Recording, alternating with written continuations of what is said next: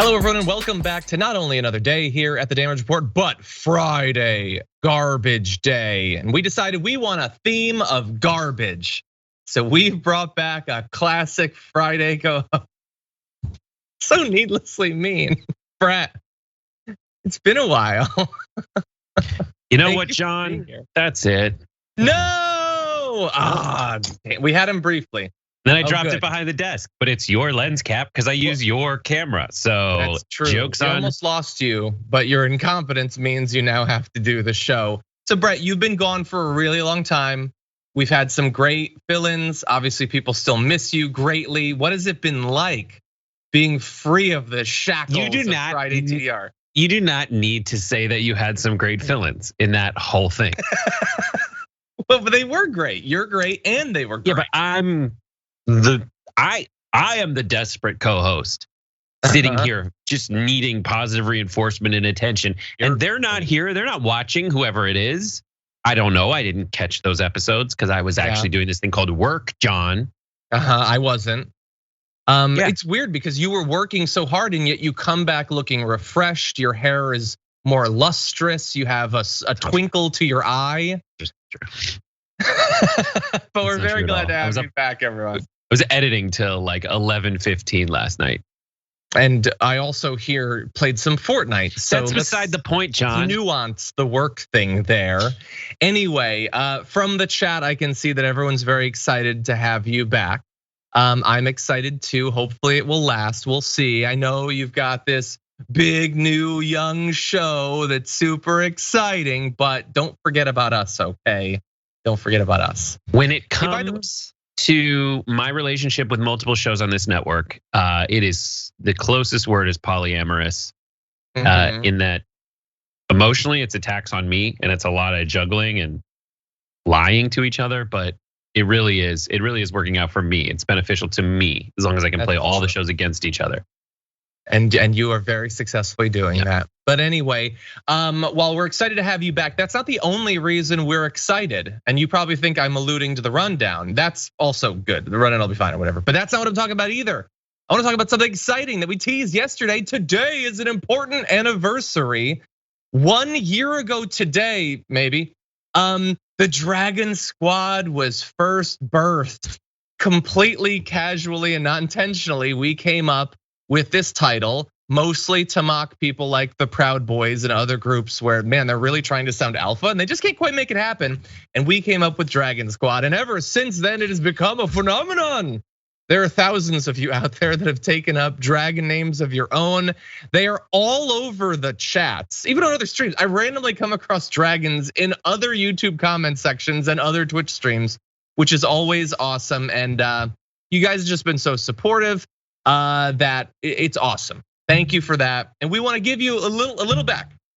On this day of our anniversary, we've got a special promotion for you. So recently on Shop2IT, you've probably seen that we have our bomber jacket.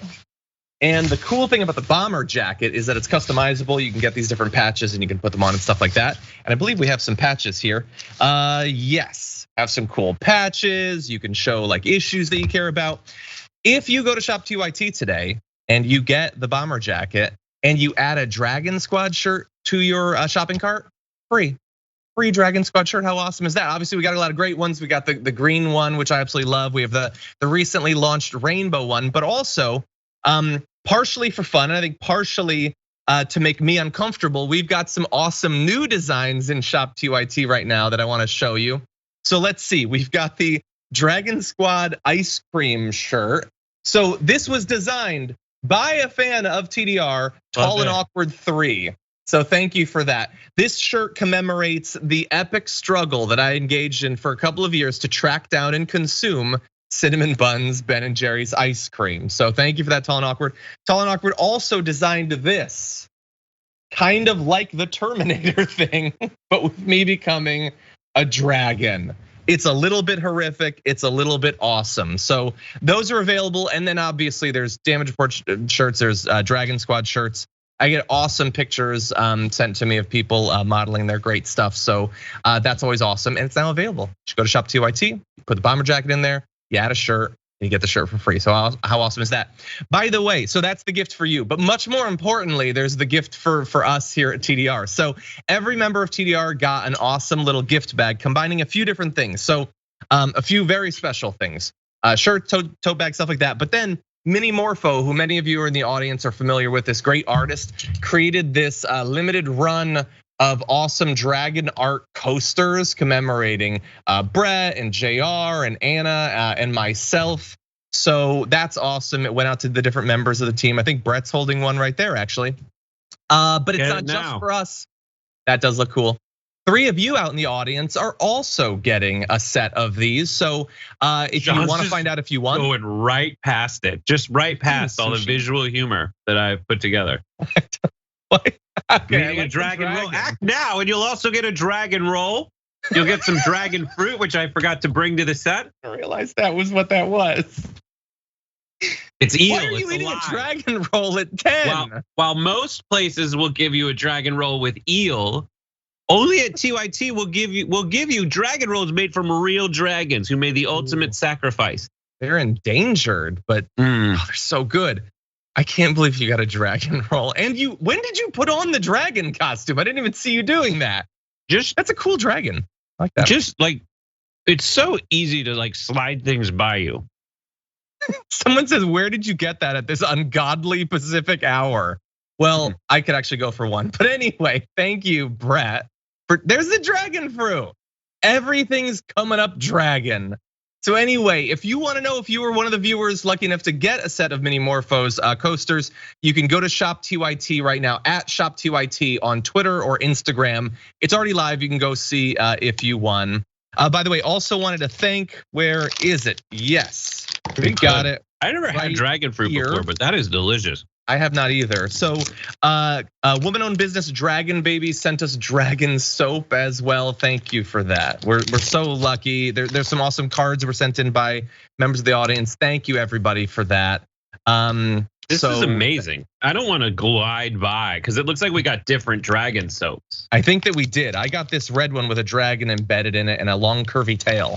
Oh, I got one. It's like it's like the first, level beginning of your badge on YouTube channel membership. It's a dragon. So I can't get into it, John. Okay, well, your hands are probably sticky with dragon fruit and sushi residue. No matter what happens, I never get sticky. Okay. My whole life, I've been able to avoid it.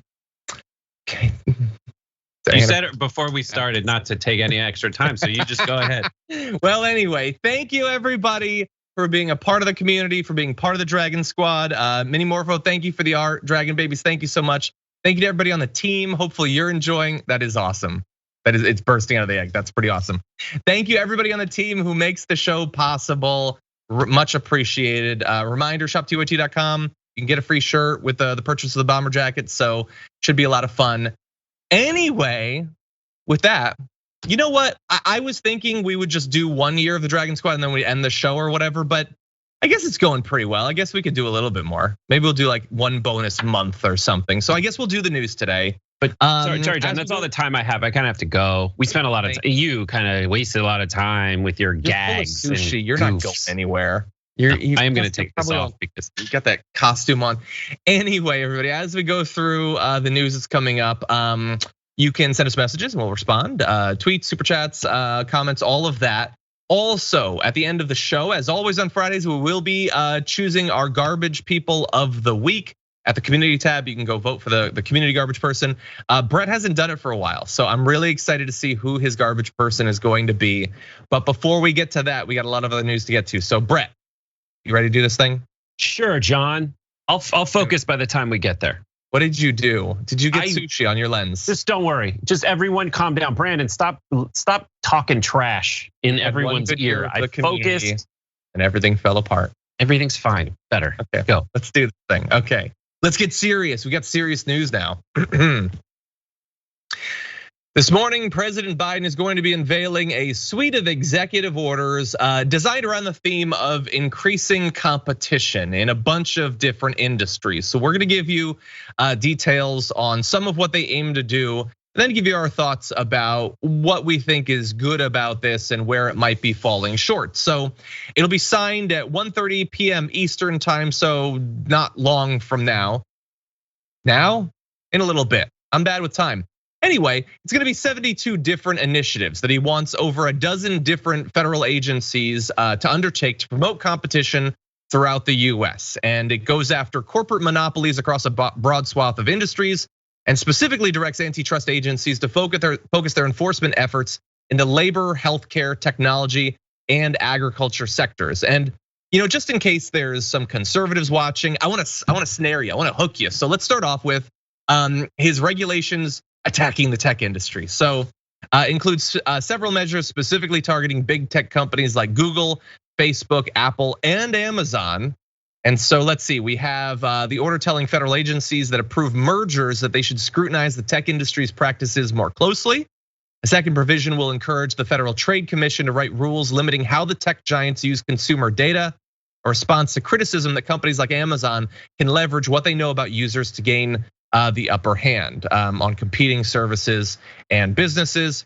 On top of that, you're gonna have the FCC creating new rules for broadband internet providers and encourage the FCC to readopt net neutrality rules. So we'll get more that we'll get to in just a second. But right there, hey, that's one of the only things they've cared about for the past couple of years is how these big tech companies have gotten out of hand. Josh Hawley's like writing books and selling books on Amazon about it and promoting them on Google and everything. They hate this stuff. They want to fight back against those monopolies. So let's start there, Brett. Will he get any cred from the right for these executive orders targeting out of control tech and social media company monopolies? No, because those entities and individuals are always have been intellectually disingenuous when they are making those arguments, because they all have to do with censorship. They don't like censorship, and they're claiming that many right-wing voices are being censored or throttled online. And that's just provably not the case. We used to have like this, we always do like free trials at TYT and then see if it works, and then we cancel. But we got this free trial, this software that was able to like tell you what the #1 things were on Facebook at any given time. And they were always, and this is proven on a website or on a Twitter handle, I think it's like Facebook 10. The top 10 are always Ben Shapiro, Dan Bongino, the Daily Caller, the Daily Wire, and like kittens. By that logic, the only thing that's getting throttled in terms of viewership is dogs, really. So clearly, in this situation, no matter what happens, they know that the Republican mindset is in terms of a party apparatus and a messaging machine is their priority is not to be correct or accurate on anything. It's to identify arguments and messages they can repeat ad nauseum to make it feel like their people are fighting for something. Now, on the one hand, that's kind of great if you're a Republican and you want to feel like you're fighting for something. And it's frustrating for someone on the left because seldom do you have anything remotely like that. So that's really where I'm at on it.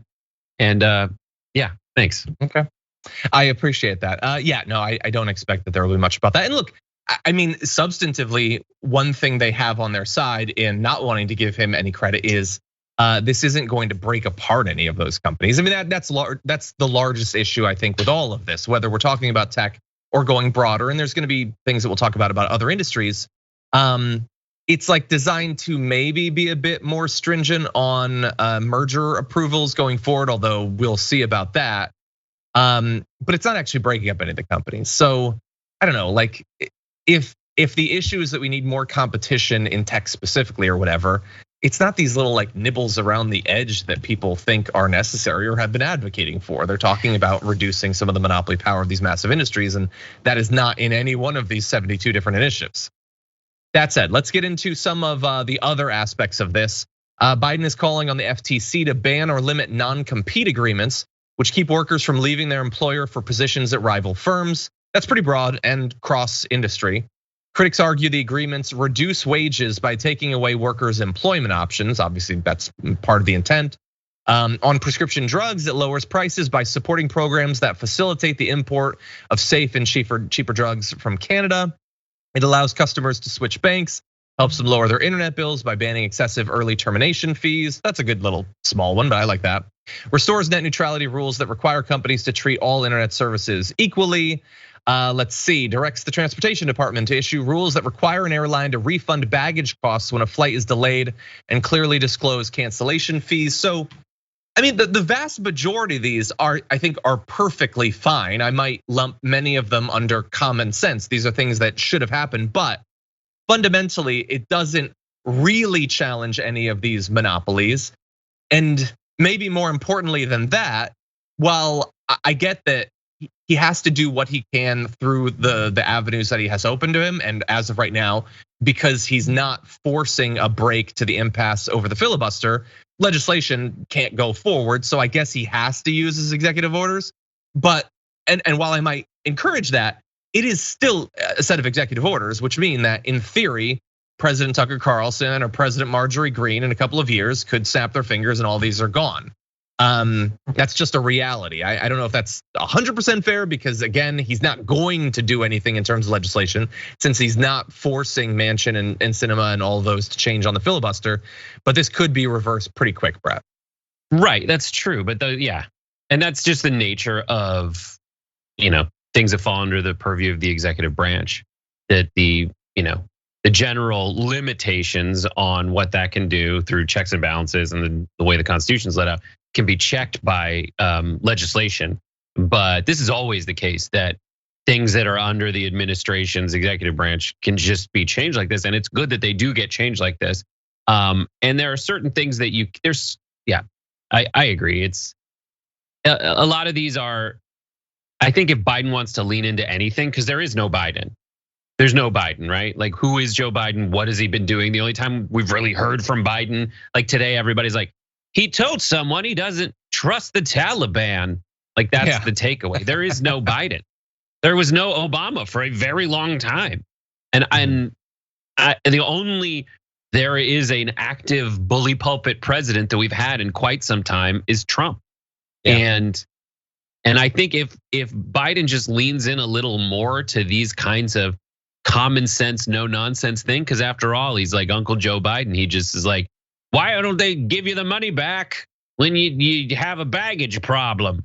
If you paid a fee and you don't get that, you should get that fee back. Damn it! I think you should go after the credit union or the credit score agencies. Yeah, I think that's something and there have been progressive pushing for that, but and they absolutely should do it because it's all fictional, and you need someone strong in the White House. Even if their brand, because now presidents need a brand, is I'm mad at this and I'm gonna fix it because it's stupid. Yeah. And anyone who says otherwise is intentionally on the other side from you and trying to stop you from getting what you need to actually do things that affect you on a daily basis. Yeah, but in doing that, he would have to criticize people that he is clearly not prepared to criticize, unfortunately. Yeah. So they're fine. I guess, I'm sure we'll find out that like 20 of them were written by Alec or whatever and are actually terrible. I don't have the details on that yet. We'll have more once they're actually released, but they're fine, but incredibly limited and potentially quite temporary. So that's fun. Anyway, we're gonna take our first break. When we come back, very different news. We're gonna talk about, we like obviously on this program when awful people finally get their comeuppance, and that bastard Ken Klippenstein finally got his. We'll be giving you the details on that after this.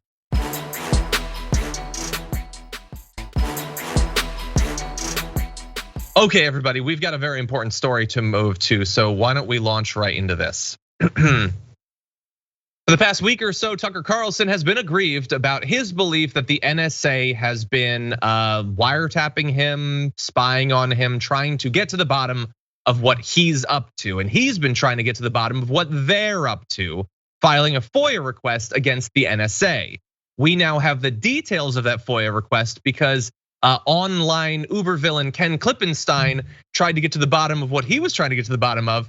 So he FOIA'd Tucker's FOIA. And Tucker didn't like that at all. So here is Tucker Carlson on his show last night talking about one Ken Klippenstein. We haven't heard back from the NSA, probably won't for a long time. They did promptly respond, however, to some stooge at The Intercept, which is some joke billionaire-funded website. This guy filed a FOIA request about our FOIA request and then wrote on Twitter this: I've obtained under FOIA the FOIA request Tucker Carlson sent the NSA. So what's interesting is, and it really does kind of crystallize the total degradation of American journalism. The Intercept was founded to push back against the surveillance state. It was founded by Glenn Greenwald. And now, of course, they're busy covering it up and cheering it on. You wonder, instead of FOIA-ing our FOIA requests, what are you going to find there? Nothing. Want to figure out what the NSA is doing, the largest intel agency in the world. That might occupy your time. That might be a virtuous thing to do. Doesn't occur. What is his problem? So good. There's like 1,000 different really weird things about that. And obviously I'm joking about Ken getting taken down a peg or two or whatever, but dude, you're a known liar. He FOIA'd it in part to know if you had actually done it, because this is gonna blow your mind. We can't just take for granted that you're being honest when you say that you FOIA'd it. Like, that's level one. There's a lot of other levels. Brett, what did you think about that? So first of all, I just want to tell everybody that right after this happened, Ken was already slated to be on Deep Dive with Jordan Ewell, and Ryan Grimm had been unavailable for it, but his flight got canceled. So Ryan Grimm was also available, also of The Intercept, N2AT, to be on Deep Dive. So right after this happened, if you are a subscriber, a Twitch subscriber, you have access to this. You can go watch the VOD of the entire episode. It's fantastic, and we're trying to find ways to give it to everybody else as well. Sounds good. It's probably going to be on YouTube at some point today. A condensed version, not the extended version. But when you look through everything that Tucker Carlson said, it is absolutely BS. So first of all, to your point, what you just mentioned, like Tucker Carlson, the reason we can't trust him is because his lawyers told us not to. In a court of law, his defense against lawsuits is that he is not a journalist, and his things that he puts forward as fact on his show are not to be taken as such. So he, not my words, your words, Tucker. The other thing, the strategery of Tucker Carlson in this situation, the strategery, his FOIA request that Ken found out about goes back to 2019, a time when Trump was in the White House. Yeah. So these same policies that affect him now are actually, they happened under Trump, they happened under Obama, they happened as old as the NSA is. This stuff has been happening. Wait. Yeah. So when Tucker says, why are you FOIAing my FOIA? What are you gonna find? Nothing. Wait, he found something. It's almost as if that's why he's bothered by it, because of the weird thing about him going back to 2019. So it was a good thing that Ken Klippenstein FOIA'd his FOIA. Well, Ryan Grimm comes on and he basically says, yeah, it's like the first thing that grizzled reporters tell you is like, you know what you should do is FOIA other journalists' FOIA requests. You should just do that because then you find out. And Ken said he didn't just do it to see whether Tucker FOIA'd him. He's like, yeah, probably happened. He said he FOIA'd it to find out if there's any clues about what exactly is going on with Tucker, because Tucker has been so vague and weird about all of this since it started. He's like, I'm being spied on by Joe Biden. What we found out later is that these things seem to have been intercepted by the NSA. Not a great thing that the NSA does this. Sure. And the best part is Tucker reveals he does no homework whatsoever as a journalist, that he didn't look at what else Ken Klippenstein has reported on. Because it's all that stuff that he's talking about the surveillance state. No, he doesn't know and he doesn't care. He doesn't know about Ken. He doesn't know about the Intercept. And let's briefly mention that, because Ken FOIA'd the FOIA. A reporter at BuzzFeed did as well. But you'll note that in Tucker's thing, he only talks about Ken. So why is that? And this was talked about in Ken's appearance on Deep Dive last night. There was a point where Tucker used to love to go on and attack BuzzFeed. That's a thing that Fox did at one point. But now that's not fun. That's not exciting enough. He wants to attack Ken, and through Ken, the Intercept. Why? Why did he have all those shots about the Intercept, which has been incredibly critical of state surveillance? It's just Glenn Greenwald. Glenn Greenwald's been on his show a lot, and so he's paying him back by attacking a company that Glenn now hates. That's it. There's no more substance to it than that. It has nothing to do with him having a problem with a billionaire backer of The Intercept. Yes, Tucker Carlson for Fox News doesn't like when wealthy people fund media outlets. But that's probably what it is. It's amazing. It's amazing. Even Tucker's limited, strategic, well-worded criticism doesn't make sense. It falls apart on its face because he's saying some shady billionaire funded site. It was launched with the money from a billionaire given to Glenn Stinkin' Greenwald.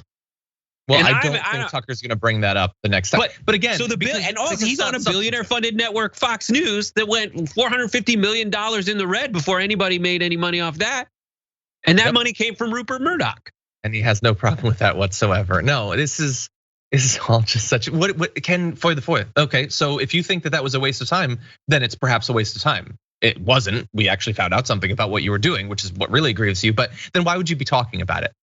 It's just such garbage. And by the way, I haven't talked too much about this story on the show because we live in this really weird climate, and Ken is experiencing this right now, where if there's a conflict between someone like Tucker Carlson, who's a white supremacist fascist tool, and the NSA, you just have to pretend that everything Tucker is saying is true, because if you don't, then you like the NSA, even if that's not consistent with anything that you've said before. As with Ken, it is not. He's incredibly critical of them. So you're just supposed to assume that it's all true, even though every detail we've gotten from this makes it seem as if Tucker's thing is largely BS. The only thing that isn't BS is that, yes, some of his stuff might have been intercepted by the NSA, which might be doing things that in general we don't agree with at all, but not the specific things that he's claiming they are. He's communicating with people who live in other countries to set up an interview with a government figure of a different country, and that was intercepted. And his takeaway is not that it's possible that they weren't spying on the foreigner, they were spying on him. It's that that's the only conclusion. He said that in his show. That's the only possible explanation when you're trying to set up an interview with a foreign leader. And he said the reason they're doing this is to intercept that and then reveal it to embarrass him. So they were going to reveal that he was trying to get an interview with Putin to embarrass him, when presumably we would have found out about it anyway had he conducted the interview. None of this makes any sense. If you not even scratch the surface, you blow on the surface a little bit, it doesn't make any sense. But something, the NSA, Tucker Carlson, he seems really important here. But how, really brief, one more point, how important? He is saying that the NSA is spying on him, a journalist, individually. How serious should we take this? Maybe about as seriously as Fox is, because Fox hasn't talked about it at all. Like, think about if Brett was getting spied on by the NRO or something. TYT would be talking about it because that's super significant. Fox is acting as if there's nothing to this and they don't want to get wrapped up in it. So I'm going to take some of my cues from them, and none of any of this can be interpreted as supporting the NSA. I'm perfectly fine with them shutting the NSA down. I have no interest in them whatsoever. But the NSA being bad doesn't make Tucker Carlson good or honest. I've been spied on by the WWE for ages, and nobody here has stepped up to me. That is true. That is true. I'm caught between a rock. Suplexing you. And Iraq. In a Cena place, anyway. Yeah.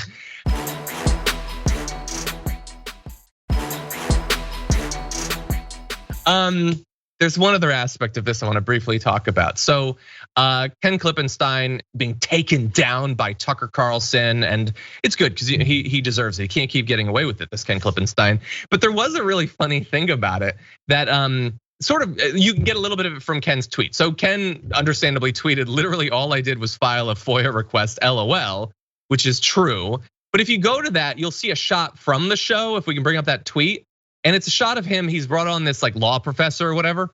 And that's, they took that picture of Ken, but why? If we jump ahead to Emily Sloan's tweet, they literally chose the pic of Ken, which would make it just visually read like he's owning Tucker. And you can zoom in.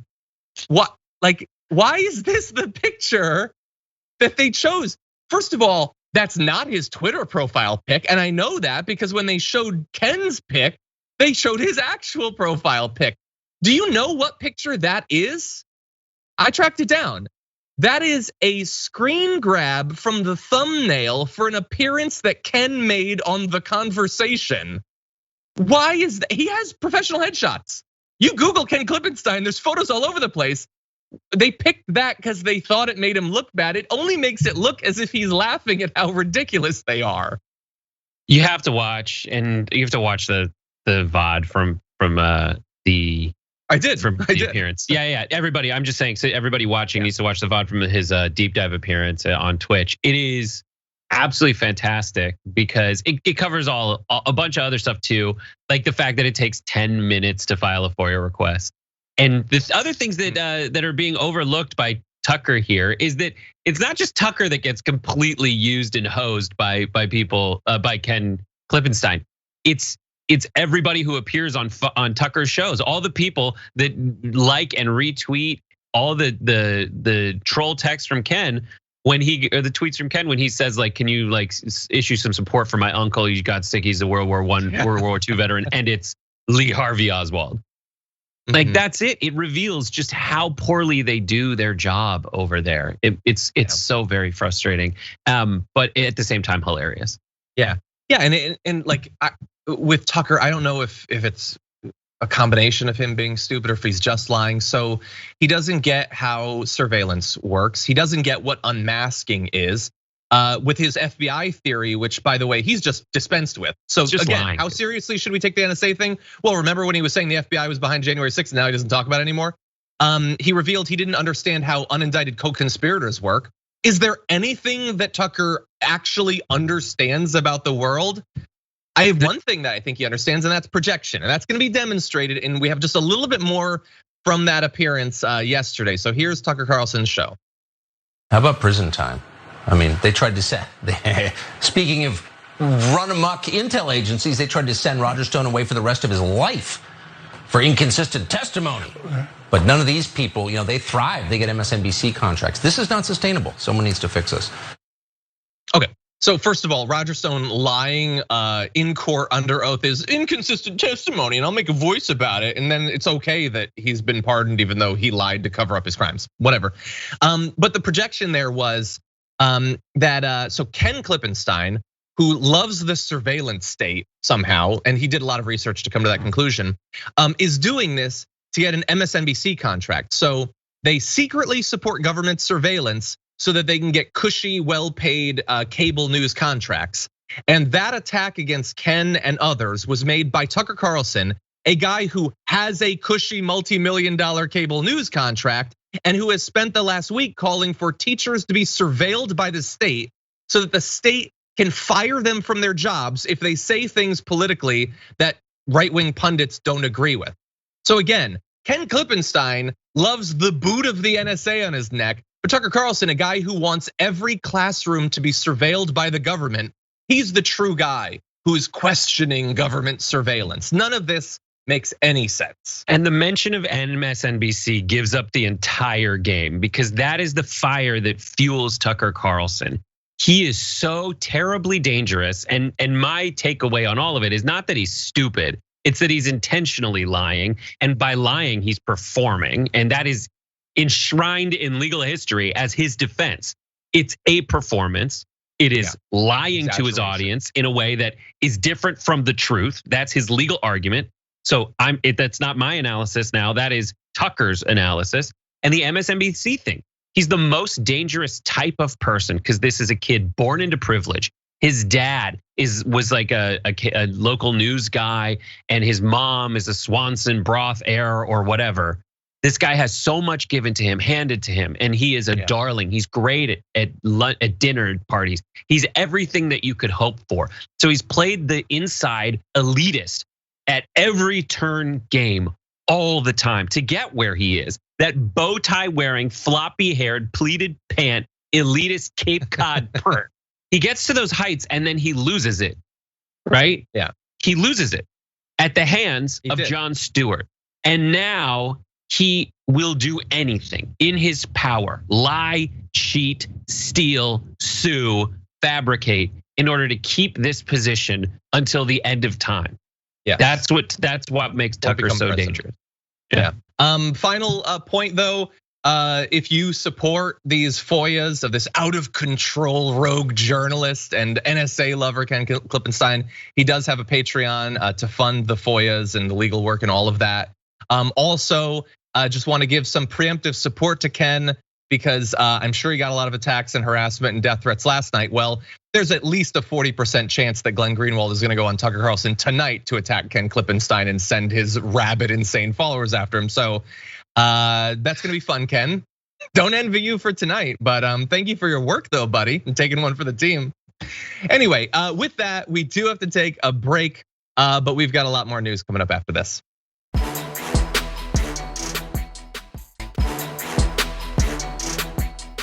Okay, well, that last segment was a lot of fun, and now we move to really dark stuff once again.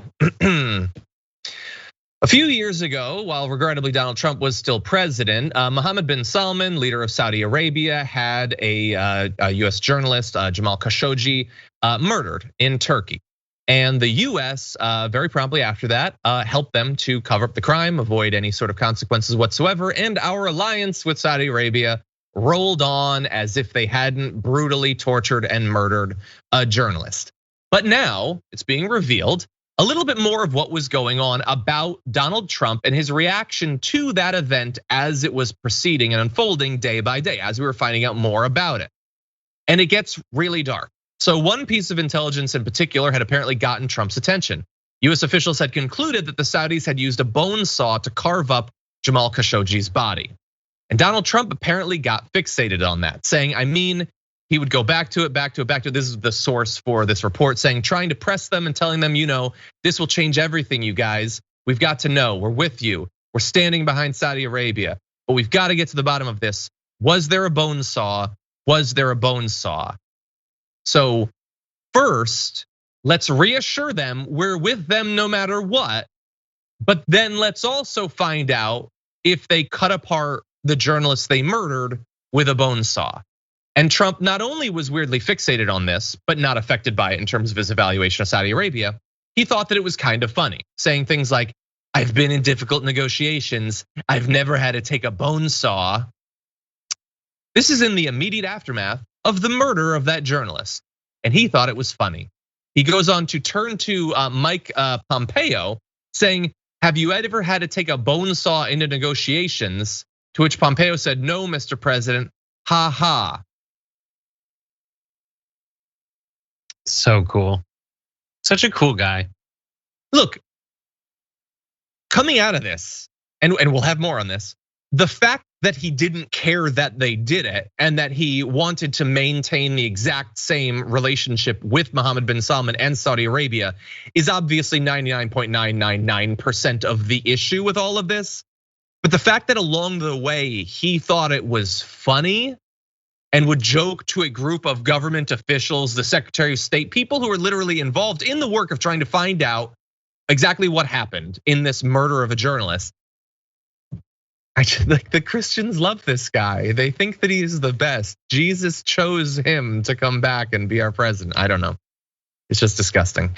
Yeah, it's the hypocrisy is just a symptom of tribalism. People have chosen this guy. They like him. They like that he thinks and acts like this. But if anyone ever, God forbid, on the other side of the aisle from them were to ever say something like fixate on something they didn't think was the exact right thing to fixate on, or didn't fixate on something enough, forever, you would never hear the end of it. Yeah. This guy is asking if there's a bone saw, and not just that, not to say like, listen, if they came with a bone saw, maybe it's more premeditated than we thought.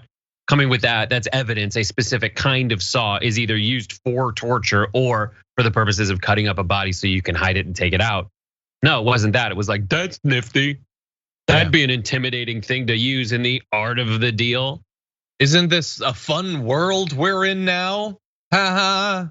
I negotiate, they negotiate with bone saws. Isn't that fun? Right. It's like that's what you got from all this? That's what you took away from all this?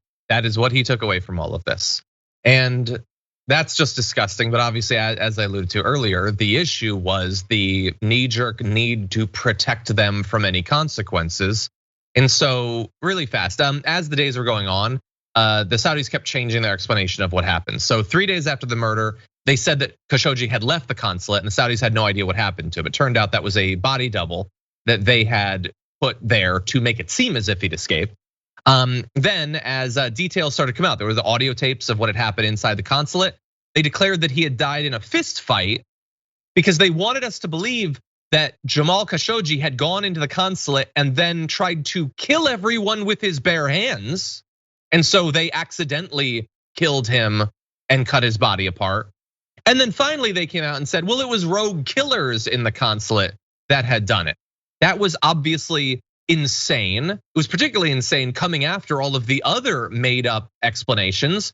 But that didn't stop Donald Trump, who on October 15th said, I just spoke with the king of Saudi Arabia, who denies any knowledge of what took place with regard to, as he said, his Saudi Arabian citizen.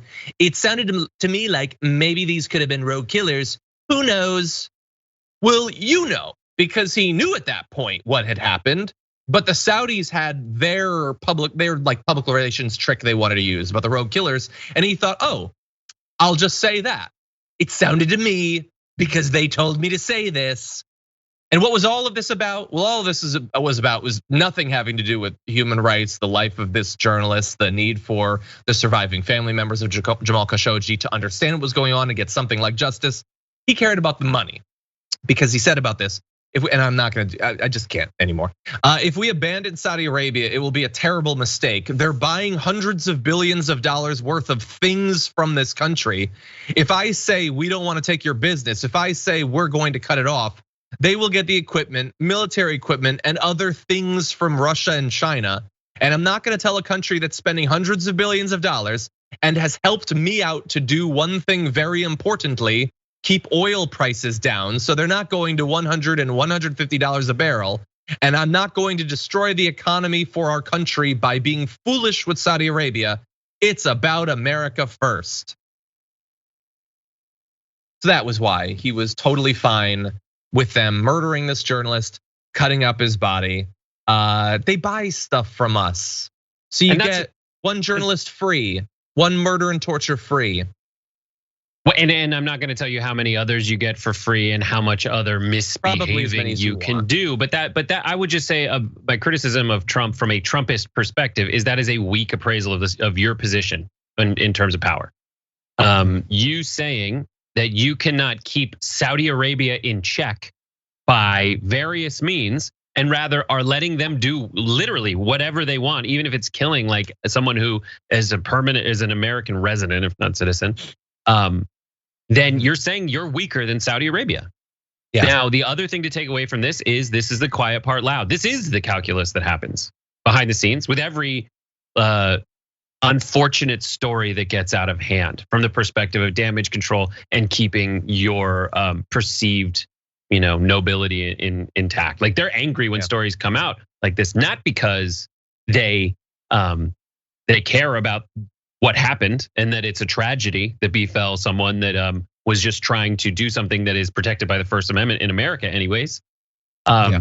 Instead, you're mad because you've already done the calculus and now you have to deal with it. And this is gonna be bad optics and you have to do the political calculus and make, if you're Trump, you just make louder noise about other things as soon as possible and get people to start paying attention to something else.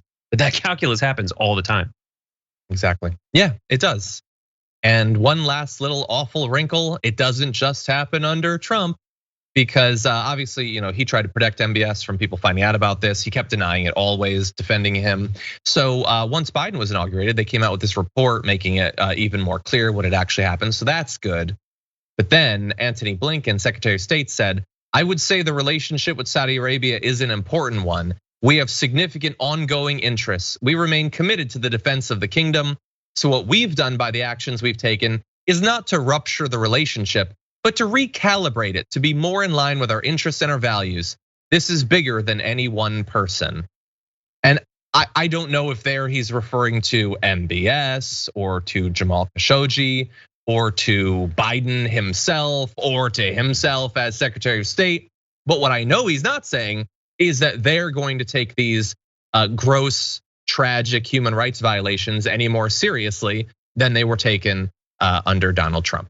And these are the head of state type things, not head of government. It's just like, and I'll explain that. Basically, Like the cool thing about elections and American regimes is you get a new fresh face every 8 years at least, and in this case 4. But all the apparatus that they are in charge of, but the entire apparatus that they're in charge of, those folks, they remain behind the scenes. Exactly. And that's what happened.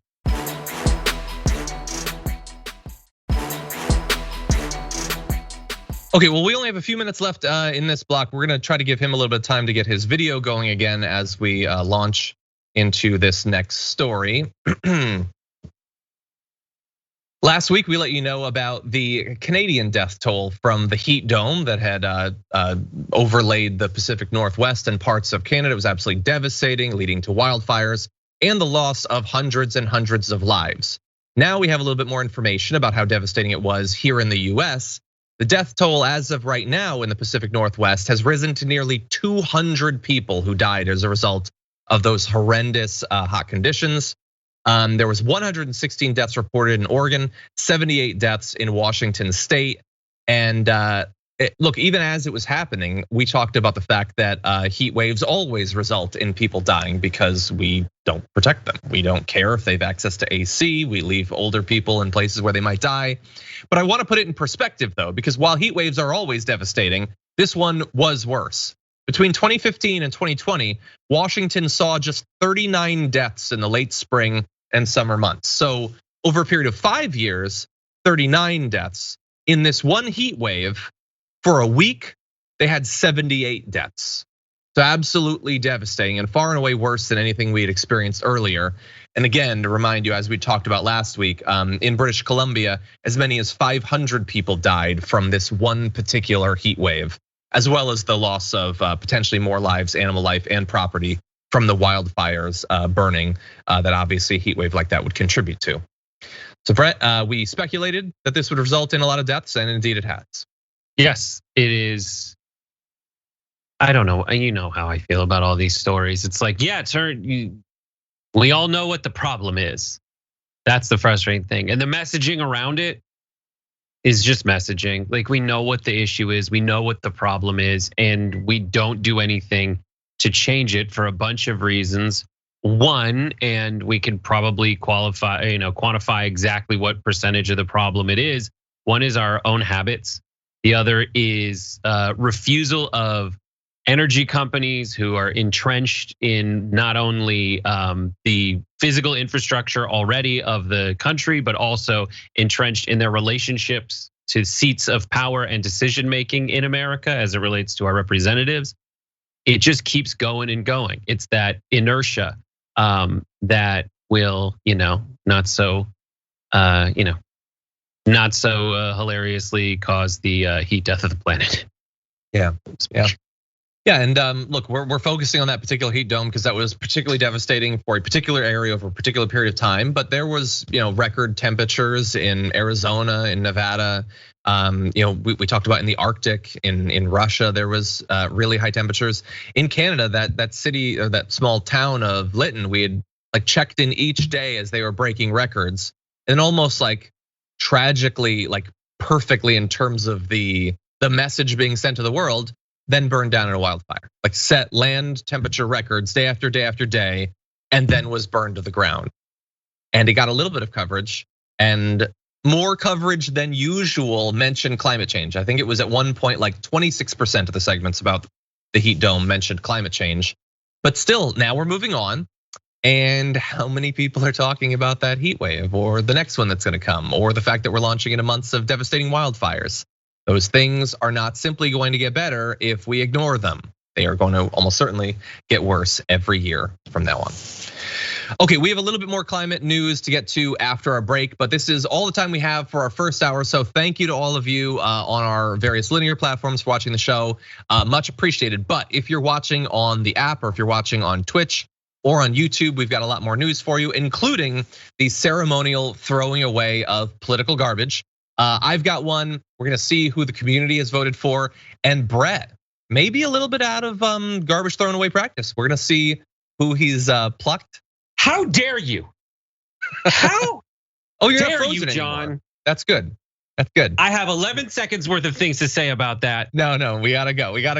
So anyway, we're very excited for that, as well as other news. So we're gonna take just a couple minutes off, and we'll be back after this.